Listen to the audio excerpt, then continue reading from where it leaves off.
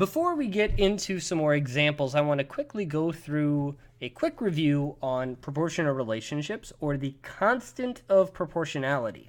When we're looking at these problems, we are looking for the pattern or the rate of change. And those are actually the same thing as a proportional relationship or constant of proportionality, or whatever vocabulary term you want to use. Our equation is always going to end up looking like y is equal to something times x, some number times x. And that number can be a decimal, it can be a fraction, it can be a whole number, it can be an integer, anything. The vocabulary, once again, is, I accidentally deleted it. Let's try this again. There we go. Relationship between two equal ratios. For our problem, that ends up being a y and x and finding a pattern.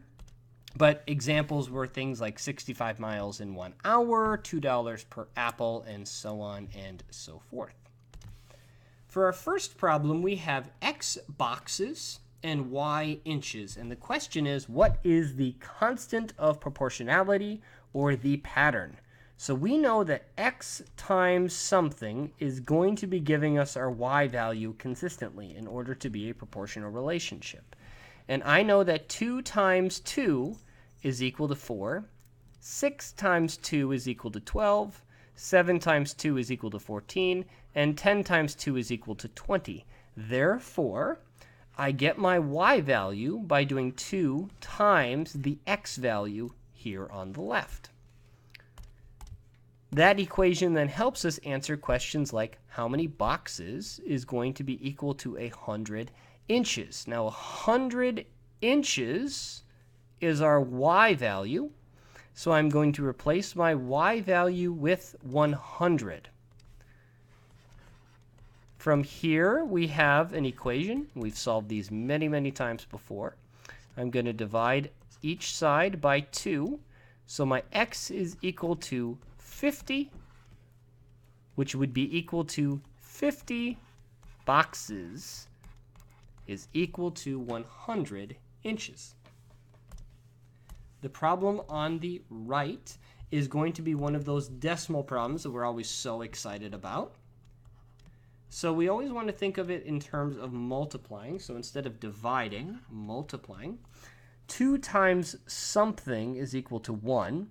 6 times something is equal to 3. And 10 times something is equal to 5, and so on.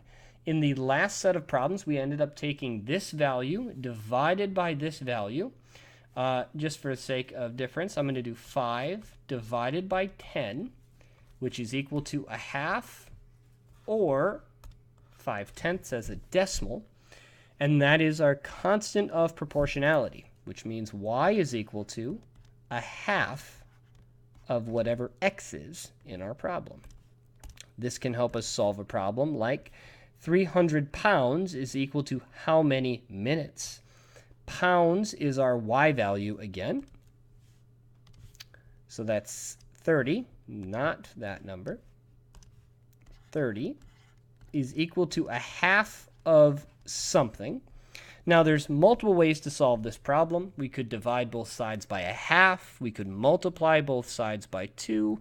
We could also just think about 1/2 of some number needing to be 30. But in any of those strategies, I hope that you know that x is equal to 60, because 1/2 of 60 is equal to 30, which means 30 pounds is calculated in 60 minutes. So let's get to some more real-world problems. Let's see what we can do with this information. So in this problem, it gave us the graph, and it's a proportional graph, and it's asking us a couple questions from this information. In order to do this information correctly, we need to find ordered pairs that are on the graph that can help us make a table. So instead of given the table, we need to make the table. So we have our x and our y of our table. Our x is down here as our days, and our time is our y-axis, or I'm sorry, our lines is our y-axis up here. Now, one of the most obvious points is 0, 0. That one will almost always be on your graph for proportional lines. It will not always be there for other types of problems. Now, in order to get our next ordered pair, And we need to be exact. We need to hit something that hits directly on a corner of the graph. And I see one right there. At this point, we are equal to 5 days.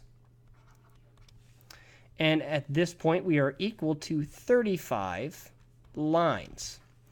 And from here, we can find our constant of proportionality by doing 35 divided by 5, which is equal to 7, which means our actual equation is y is equal to 7 times x, which makes sense because if we're looking at 1 would be like right about here, this point right about there looks like it'd be about 7.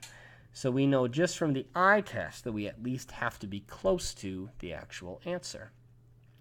So now from our equation we can begin to solve some problems. For example, 105 lines takes how many days? 105 lines is our y value. So we replace our y value with 105. And then we divide both sides by 7. So x is equal to, and I could do long division here, but for the sake of time, it's equal to 35 days. The counter problem is where we have 100 days.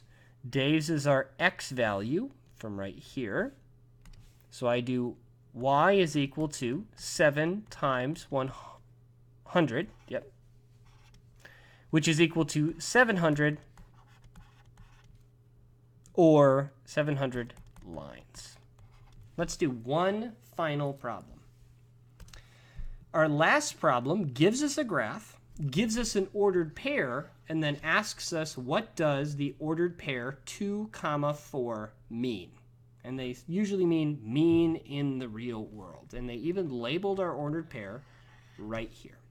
The way that I find this is that I draw little lines that go down to the x and y axis. And I know that the number 2 comes from the x-axis right here. And that is 2 plates. And on the y-axis over here, I see the number 4, which is pounds.